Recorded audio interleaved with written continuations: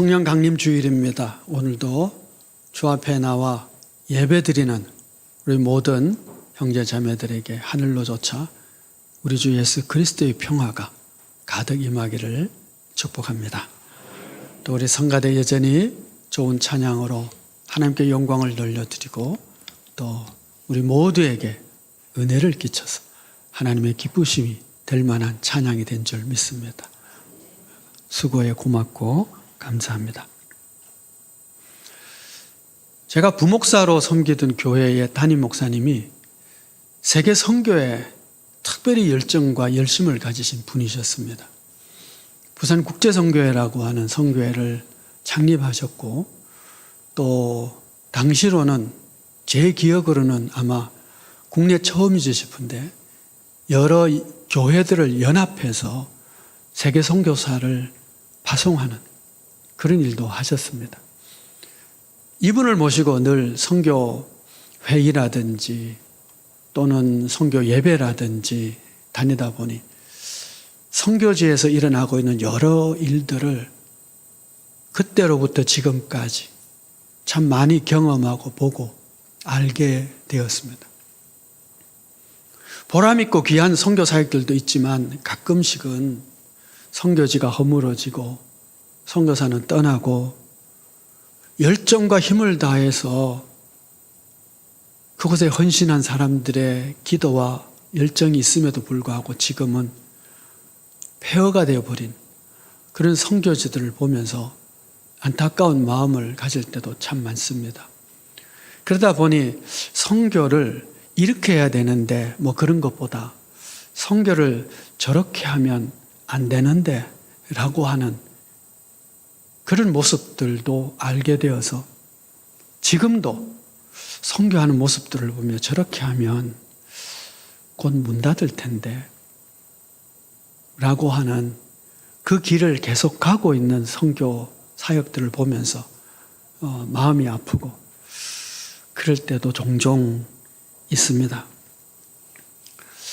왜 선교가 열매를 맺지 못하고 처음에는 참 열정과 힘을 다해서 선교했는데 끝에는 그렇게 폐허가 되어버리는 일들이 생겼을까 이런 생각을 하면서 바울의 선교와 비교를 하게 됩니다.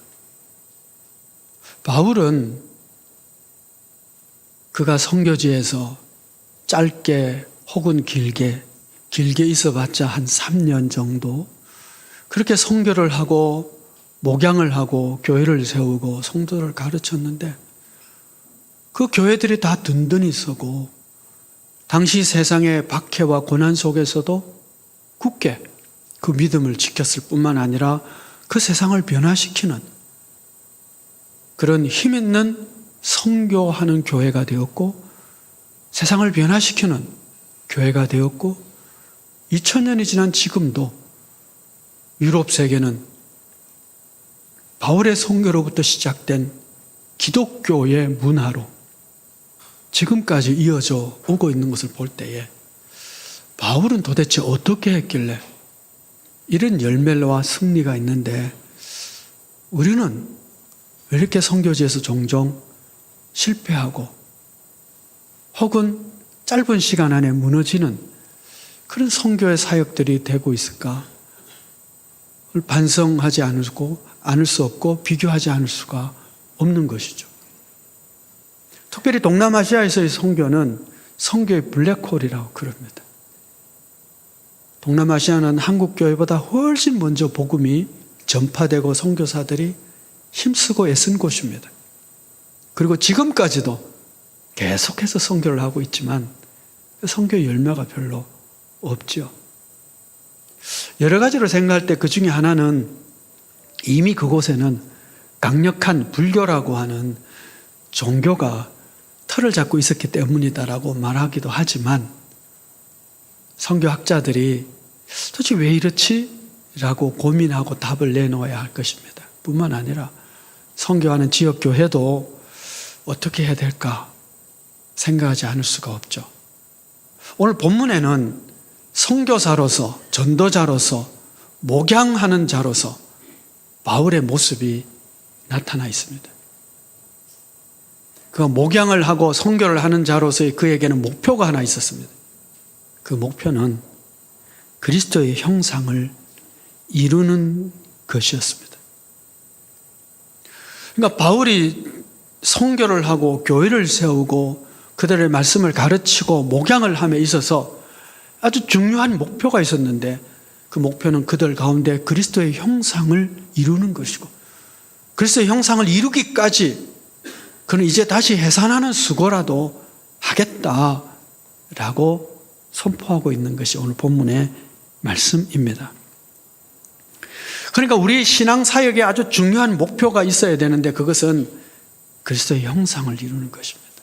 오늘부터 아마 주보를 보시면 아시겠는데 우리 힐링룸이 시작이 됩니다. 힐링룸의 목표가 뭡니까? 라고 묻는다면 아마 이렇게 답을 하겠죠. 여러 가지로 몸과 마음에 아프고 힘들고 질병이 있는 자들을 긍휼히 여기고 예수의 이름으로 그들을 축복하고 기도함으로 말미암아 질병으로부터 나음을 얻고 자유케 하는 것입니다. 이렇게 답을 하겠죠. 그런데요, 한 걸음 더 나가서 그저 질병에서 치유받는 정도가 아니고 오늘 본문의 말씀에 의하면 어떻게 해요? 기도하고 그러므로 그들에게서 그리스도의 형상이 이루어지기까지 사역하는 것. 힐링룸의 목표가 되어야 돼요. 그뿐이겠습니까? 교회 학교의 목표는 뭘까요? 그 아이들을 사랑하고 기도하고 말씀으로 가르치고 양육해서 목표는 그들에게 그리스도의 형상이 이루어지는 것입니다. 구역장 권찰의 목표는 뭘까요? 구역장 권찰도 역시 마찬가지로 구역원들을 돌보고 기도하고 사랑하고 섬기고 인도해서 그들 가운데 그리스도의 형상을 이루는 것입니다. 나의 목표는 뭘까요? 내가 신앙생활하고 말씀을 읽고 기도하고 경건에 헌신을 하고 땀 흘리는 그 목표는 나도 역시 나에게서 그리스도의 형상이 이루어지는 것, 그것이 내 신앙의 형성, 헌신의 목표이기도 한 것입니다. 선교지에서 있어지는 수많은 사역의 실패들이 이 목표를 잃어버렸기 때문이지 않는가, 혹은 시작할 때는 가졌는데 중도에 상실했기 때문이지 않을까, 혹은 시작할 때부터 그들 가운데 하나님의 형상을 이루기보다는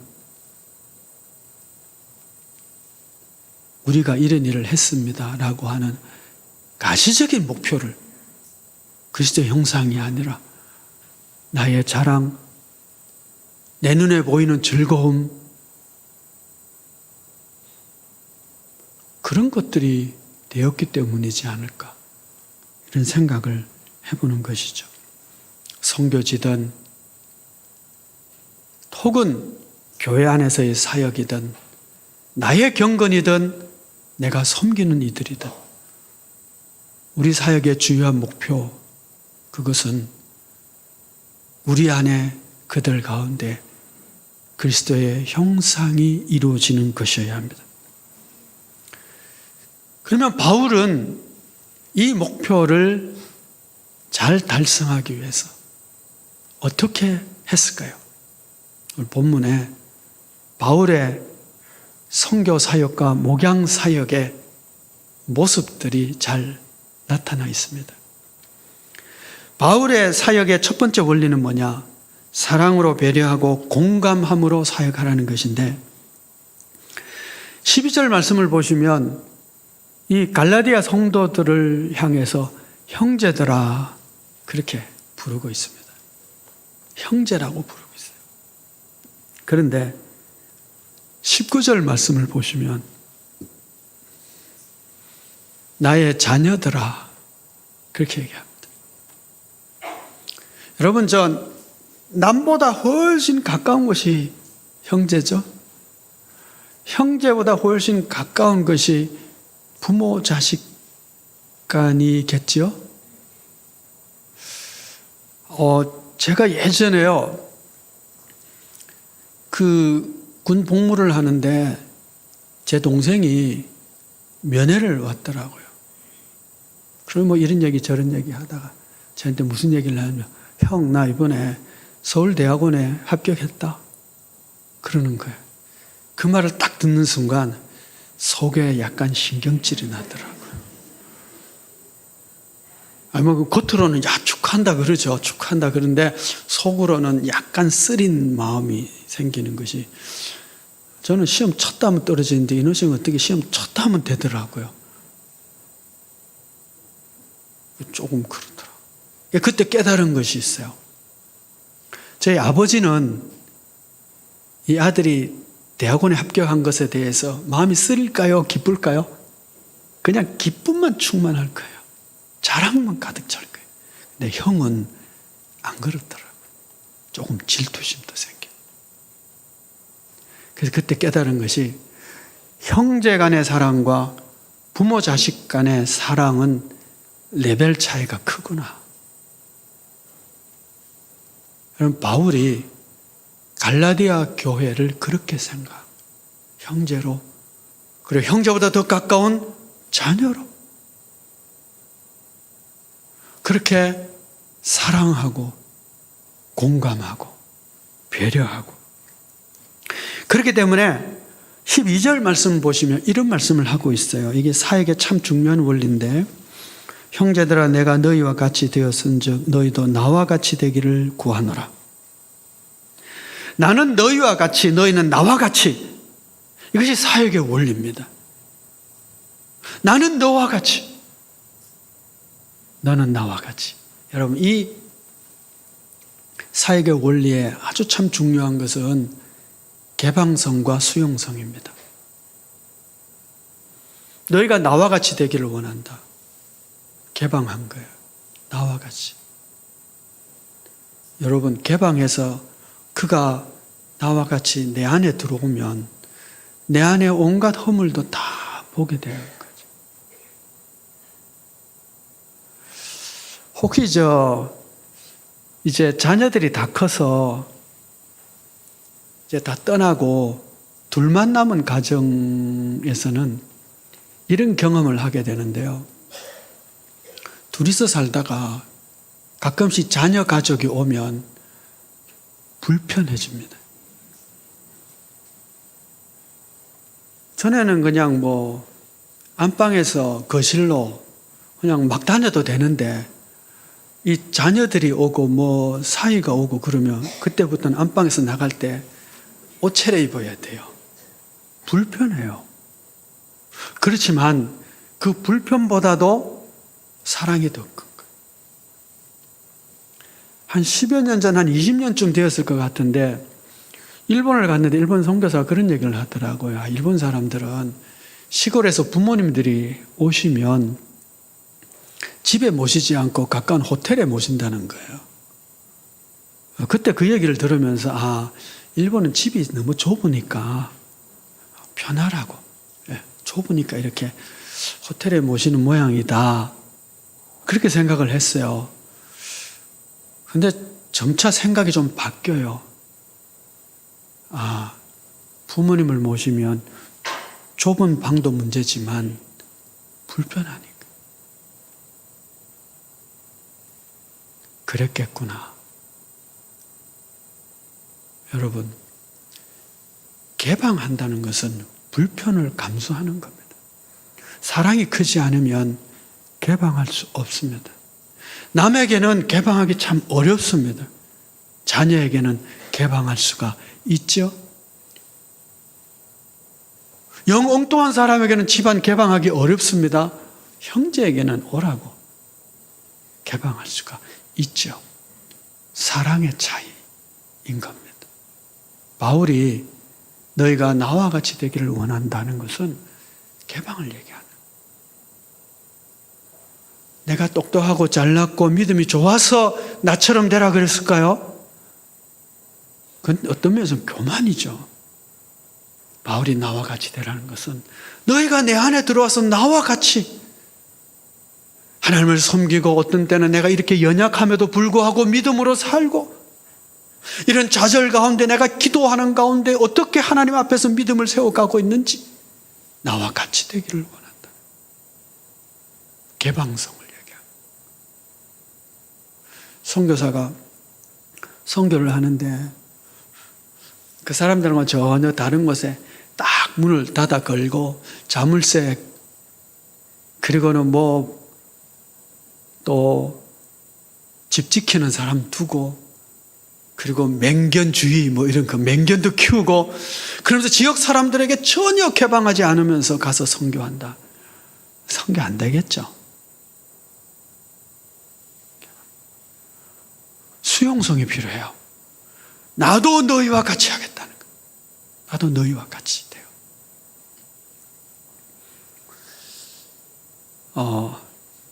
저희 지역에 있는 어느 목사님이 예전에 있었던 경험을 얘기하시더라고요. 중국 초창기 선교할 때 일인데, 중국에 있는 저 시골에 있는 신학교에 그 성경 가르치기 위해서 갔대요. 그 성경학교에 이제 교장은 여자분이셨다고 그럽니다. 혹시 예전에 중국 가신 분은 좀 경험을 하실 텐데, 시골 이렇게 가면 화장실에 문이 없어요. 그냥 이거 휑한데 그냥 이렇게 구멍만 뚫려 있지. 화장실에 가려고 하는데 뭐 냄새는 얼마나 나겠어요. 그리고 문도 없는 곳에 볼일 보려고 했는데 앞에는 또 여자 교장 선생님이 앉아있는. 너무 힘들었다. 힘들겠죠. 그렇죠? 그들처럼 된다는 것은 그들의 문화와 그들의 삶을 같이 공유하고 받아들인다. 우리 중학교 그 아이들이 이제 마칠 때 우리 비전 투어를 가잖아요. 근데 중국을 좀 갔었는데, 중국 가면 반드시 가는 곳 중에 하나가 남경 가기 전에 있는 진장이라고 하는 마을.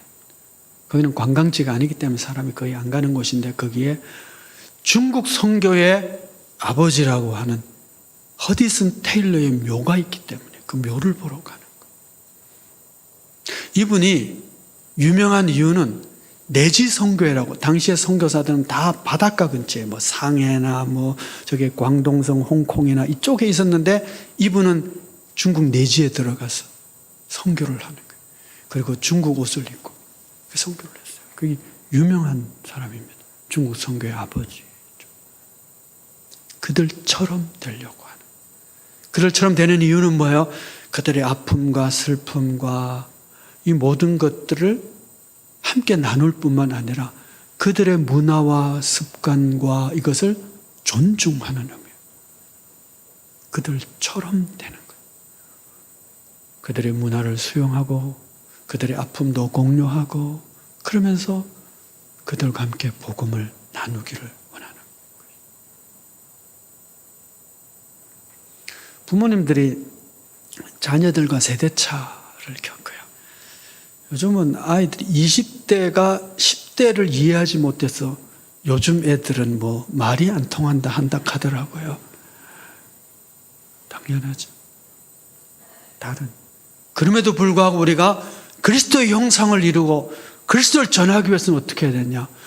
그들을 기꺼이 수용을 하는.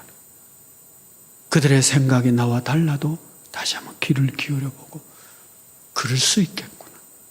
그런 개방성과 수용성을 가질 때 그리스도의 형상을 함께 이루어갈 수 있다는 거죠. 무엇이 필요해요? 사랑입니다. 그래서 사랑으로 이해하고 공감하는 것 없이는 일이 이루어질 수가 없는 것입니다. 우리가 복음을 전하고 또 사역을 하고 할 때에 그리스도의 형상을 이루기 위하여 사랑으로 이해하고 공감하고 배려하는 이런 수용성과 개방성을 가지고 함께 그리스도의 형상을 이루어갈 수 있어야 될 줄 믿습니다.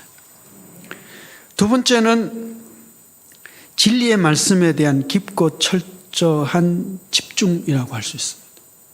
그래서 오늘 주보에 이렇게 썼는데, 경계하고 겸손하고 갈망함으로 그리스도의 가르침에 집중함 이랬어요. 경계한다는 것은 정말 그럴까라고 다시 질문을 해보는 것입니다. 성경을 보면서 따져보는 것이죠. 겸손하다는 것은 내가 아는 것이 다가 아님을 늘 기억하고 진리의 말씀을 갈망하는 것은 더 진리를 알고자 하는 열망을 가지고 그리스도의 가르침에 집중하는 것이죠. 바울이 갈라디아에서 복음을 전할 때에 어떤 모습이었는지 13절, 15절에서 말씀하고 있습니다. 내가 처음에 육체의 약함으로 말미암아 너희에게 복음을 전한 것을 너희가 아는 바라. 너희를 시험하는 것이 내 육체에 있으되 이것을 너희가 업신여기지도 아니하며 버리지도 아니하고 오직 나를 하나님의 천사와 같이 또는 그리스도 예수와 같이 영접하였도다. 너희의 복이 지금 어디 있느냐? 내가 너희에게 증언하노니 너희가 할 수만 있었더라면 너희의 눈이라도 빼어 나에게 주었으리라. 바울이 처음 갈라디아에서 복음을 전할 때에 그 복음을 받는 갈라디아 사람들에게 시험이 될 만한 일들이, 그런 모습들이 바울에게 있었다는 것입니다. 육체의 연약함이요. 그런데 그런 육체의 연약함을 전혀 개의치 않고 바울을 사도로, 천사처럼 그리스도의 사도로 영접하고 환영하고 그 말씀을 들었다라고 하는 것입니다. 여러분, 우리가 이제 부흥회를 했다고 합시다. 부흥회를 했는데 부흥 강사라고 왔는데 첫인상을 딱 보니까 키는 조그만하고 코는 매부리 크고 머리는 대머리고 말은 어눌하고 시력은 형편없어가지고 이 돋보기 같은 안경 쓰고 거기다 또 간질까지 있어가지고 말씀 가르치다 가끔씩 졸도하고 그런 모습이라면 여러분 은혜 받기가 조금 힘들겠죠? 안 그럴까요? 시험 들지 않을까? 바울이 이랬을 것이라고 추측을 합니다. 키는 작고 매부리 크고 시력은 없고 대머리고 간질이 있고 그런데 전혀 갈라디아 사람들은 그 외모에 시험을 받지 않았다는 거예요. 천사처럼 훌륭한 태도지, 그렇죠? 외모가 아니라 그가 전한 말씀과 메시지에 그들이 집중했던 것이죠. 하나님 말씀으로 받은 것입니다. 그런데 그런 너희의 모습이 지금 어디 갔느냐라고 하면 지금 바뀐 거예요. 그때와 지금. 지금은 원수처럼 행하는 일들이 생겨졌다는 것이죠. 왜 이런 일이 생겼을까요? 거짓 율법주의자들이 와서 그들을 마음을 바꾼 것입니다. 현혹시킨 것이죠. 그들이 와서 무엇을 전했는지는 앞 시간에 이미 여러 번 전했습니다. 이들이 유혹받을 수가 있어요. 왜냐하면 이방신을 섬기다가 이제 하나님을 섬기게 되었습니다.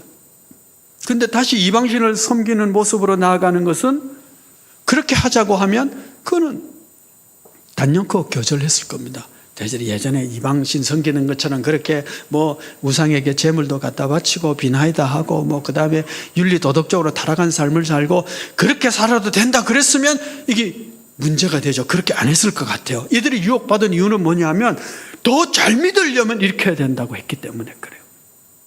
구약 성경을 가져와서 그 그리스도를 믿는 바울이 전한 믿음만으로 충분하지 않고 더 나은 신앙을 가지려면 율법을 지켜야 되고 할례를 받아야 되고 때와 날과 절기를 지켜야 되고 그렇다고 율법을 가르쳐 얘기하니까 이것이 더 나은 믿음이구나. 이렇게 해야 내가 더 좋은 신앙인이 되겠구나라고 현혹될 수가 있는 것이죠.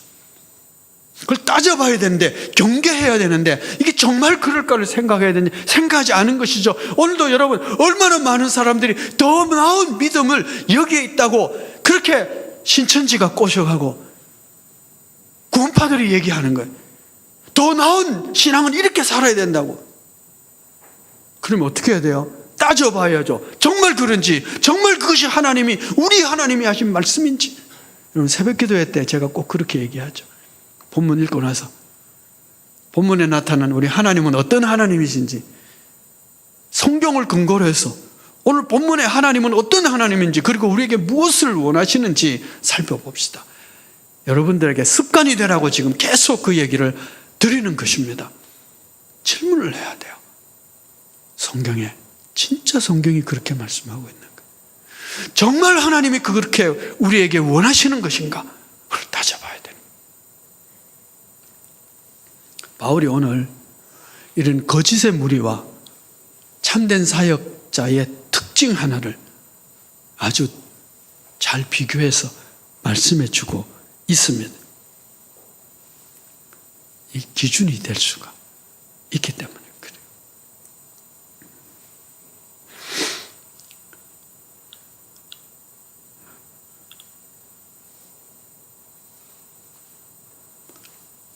오늘 본문 말씀을 보시면은, 본문 말씀에서 바울이 이렇게 얘기하죠. 17절 말씀에 그들이 너희에게 대하여 열심내는 것은 좋은 뜻이 아니요 오직 너희를 이간시켜 너희로 그들에게 대하여 열심을 내려 함이라.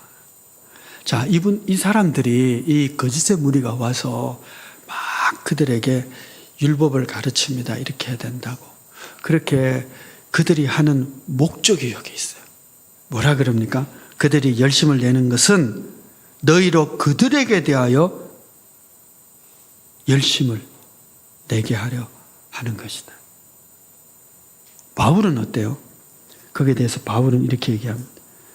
19절 말씀에 나의 자녀들아, 너희 속에 그리스도의 형상을 이루기까지 다시 너희를 위하여 해산하는 수고를 하노니. 자, 율법주의자들의 아주 중요한 목적과 특징은 갈라디아 사람들로 하여금 이 거짓 율법을 전하는 그들에게 집중하고 열심을 내게 하기 위한 것입니다. 바울이 열심을 내는 것은 그들이 바울에게 열심을 내는 것이 아니라 그리스도의 형상을 이루는 것이. 차이점을 발견하셨나요? 사람에게 집중하느냐, 그리스도에게 집중하느냐 것입니다. 예수님이 시험 받으셨는데 광야에서 3가지 시험을 하시죠. 이 시험 받음을 늘 기억하셔야 됩니다. 그 뜻이 무엇인지도 늘 기억하셔야 돼요. 왜냐하면 사탄은 창조적이지 않아요. 그래서 늘 하던 방식으로 접근해 옵니다. 3가지. 그 중에 하나가 예수님으로 하여금 높은 성전에 올라가서 뛰어내리라고 그럽니다. 그러면 천사들이 와서 안전하도록 받들 것이다 하는 거죠. 자, 그러면 어떤 일이 생길까요? 이 시험의 핵심이 뭘까요? 헨리 나우엔이라는 분이 이렇게 얘기합니다. 이 시험의 핵심은 사람들로부터 주목받고 인기를 끄는 스타가 되고자 하는 유혹이다. 성전이니까 사람들이 많겠죠. 뛰어내렸으니까 사람들이 다 봤는데 막 천사들이 나타나서 그 발을 탁 붙들어주고 안전케 합니다. 그러면 그 모습을 본 사람들이 다 뭐라 그러겠어요? 우와, 진짜 이분은 메시아다. 대단한 분이다. 사람들이 주목을 받고 인기를 끌고 하게 되겠죠. 그게 시험이다. 오병이어 사건을 해석할 때 늘 말씀을 드립니다. 오병이어 사건이 일어나자 사람들이 예수님을 왕으로 모시려고 해요. 이런 분이 왕이 되면 진짜 좋겠다고 생각하는 거죠. 여러분, 대통령 선거 뭐 어떻게 찍으셨어요? 혹시 돌을 떡으로 만드는 이런 놀라운 역사, 오병이어의 기적을 일으킬 사람을 찍지 않으셨나요, 혹시? 이걸 다르게 얘기하면 경제 부흥, 뭐 이렇게 얘기할 수 있겠죠. 좋잖아요. 얼마나 좋아요. 예. 오병이의 기적. 근데 예수님은 어떻게 하시냐? 제자들을 건너편 마을로 빨리 보내버립니다. 예수님은 기도하러 가십니다. 그 자리를 피하죠. 그래서 저는 이렇게 해석을 합니다. 성공의 자리는 빨리 떠나야 될 자리요, 기도의 시간을 갖춰야 될 시간, 곳이다. 성공의 자리는 오래 머물면 스타가 됩니다. 성공의 자리에 오래 머물면 사람들의 시선에 주목을 받아서 그것을 기뻐하고 즐거워하다가 그 시선이 떠나면 우울증 걸리고 자살 시도를 하게 됩니다. 스타들이 하는 모습이죠.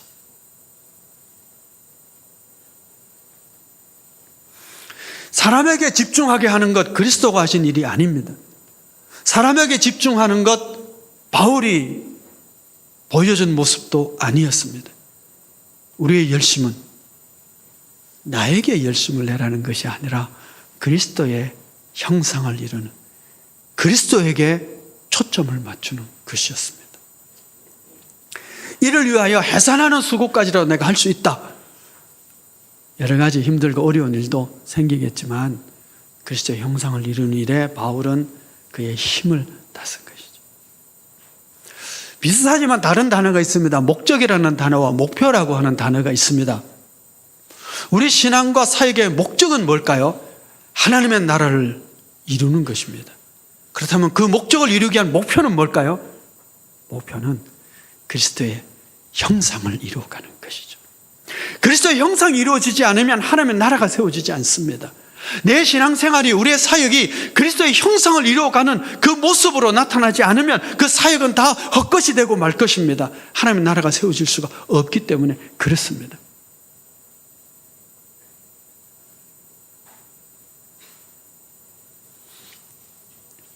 내 경건생활이, 너를 위한 나의 헌신이 나에게서도 그리스도의 형상이, 너에게서도 그리스도의 형상이 이루어지는 것이 되어야 하나님의 나라를 세워가는 그는 승리의 길을 걸어갈 수 있게 되는 것이죠. 성도 여러분, 우리가 어떤 사역을 하든 어떻게 헌신을 하든 또 오늘 내가 어떤 믿음 생활을 하든 나에게서 그리스도의 형상이, 우리가 섬기는 그 형제 자매들에게서 그리스도의 형상이 이루어지는 그 목표를 향하여 함께 달려갈 수 있기를 축복합니다. 기도하겠습니다.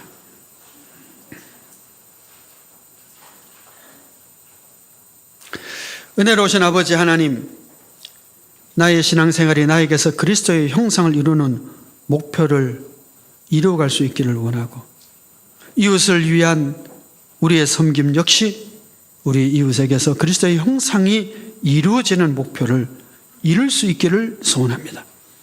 저희들에게 사랑을 주셔서 주의 사랑을 닮아서 그 사랑으로 서로에게 열린 마음으로 행동으로 예수 사랑을 전할 수 있게 해주시고 그리스도의 진리의 말씀을 배워갈 수 있게 하여 주셔서 그리스도의 형상을 이루어가는 저희들이 되게 하여 주옵소서. 예수 그리스도의 이름으로 기도하옵나이다. 아멘.